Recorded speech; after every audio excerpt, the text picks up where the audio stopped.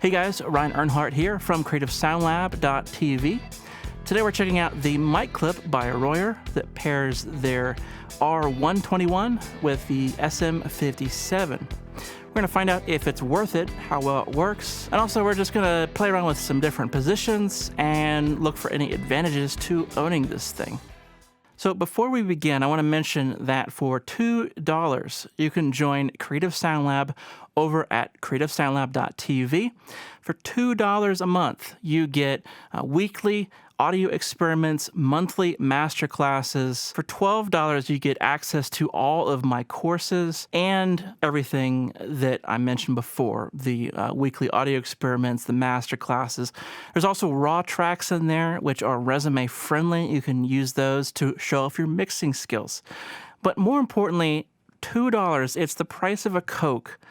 And I really would appreciate your support on this one because, you know, Creative Sound Lab, it's not something that is really lucrative. I'm not doing this to get rich. I'm literally just trying to inspire you to the art form of recording. And literally $2 would make a huge difference in our life, in my family's life. So I really appreciate your support. Again, the price of a Coke, if enough people do it, it could be life-changing. So I'd never seen this actual mic clip from Royer. I've seen the 121, and I'm familiar with that sound, but not this mic clip. So we're going to do a little bit of a kind of audio experiment demo today, a little bit of a shootout to see what this thing can do. Now, right off the bat, you know, I'm kind of wondering, okay, how do you set this thing up?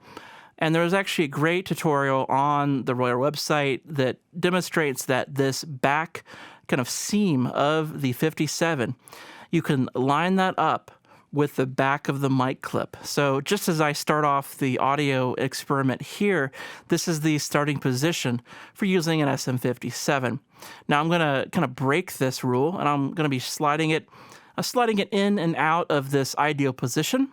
We're going to see how different the sound becomes based on this phase relationship of these two mics. Please consider this is free EQ. So, I mean, you can experiment to your heart's delight here. Ideal position as the seam goes to the back of the clip. Let's check it out.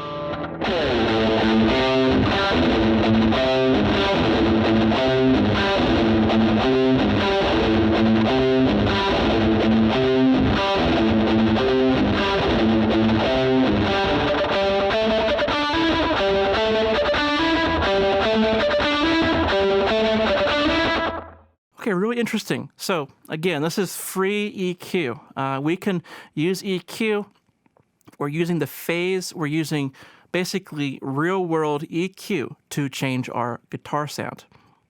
Now, in case you didn't hear it, in case it was kind of difficult, I'm going to flip the polarity. It's not called phase, but flip polarity on the 57. Now, this is often labeled as phase, but the phase has to do with the timing of a wave through the air. I want to flip the polarity so that when the wave hits, one microphone is generating a signal that goes up, the other is generating a signal that goes down, and if the two are equal volume, then they're going to cancel out. If you add +5 and -5 together, what do you get? You get 0. They null out. So this is what we're doing. We're trying to null out to get these mics to receive the same sound. They're obviously a little different. They're different in sound and tone, but the timing and the volume, if we flip polarity, we should get them to cancel out pretty good. So the more they cancel out, the better the pairing of these two mics. So I'll flip polarity on this SM57, run that same experiment again. I want you to listen to the nulling as it gets quieter, as it gets louder. Okay, this is how to really dial in the mic, is you got to null them out together. Check this out.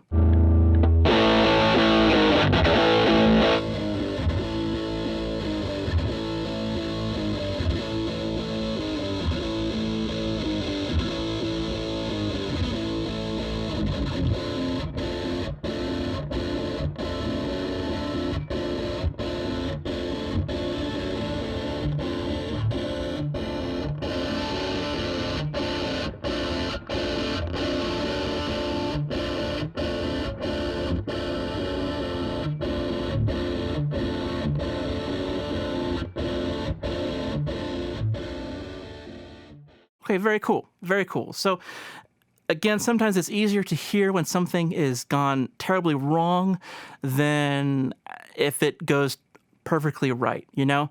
It's just like finding the feedback in a live PA. It's like, okay, let's just make it go nuts. There it is. That's the spot. Okay, take that frequency and just dip it out. With the nulling, I've seen this technique done with the back of the guitar amp mics.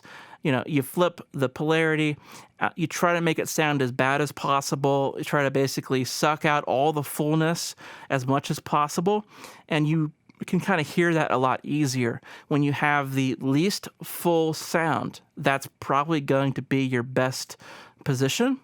Flip the polarity and boom, big guitar sound.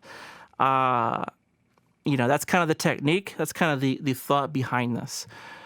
So one advantage to this Royer clip is, you can move both mics with just one movement, one fluid movement. You just could not move mics together if you're using two different stands. Sure, you could set up an XY bar. You could try to group these mics together. That'll take some time. That'll take even 5 minutes of just messing around with this stupid XY bar and try to get them to kind of set up right.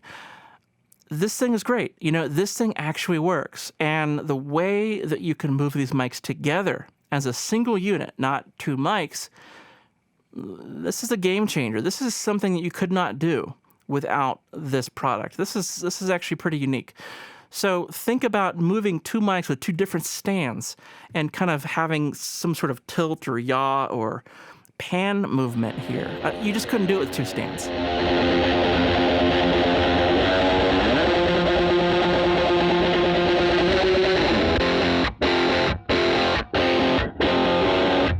Okay, so yeah, you just could not do that with two different stands. You would take all day just to move these mics, keep them synced up, okay, with their phase relationship.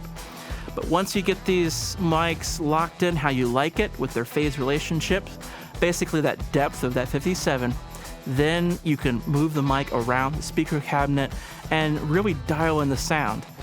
Of course, having kind of that dichotomy of the ribbon, the 57, and kind of having the blend of the two mics. Okay, I'd love to know what you think of this. I'll be hanging out. Comments below. Talk to you soon.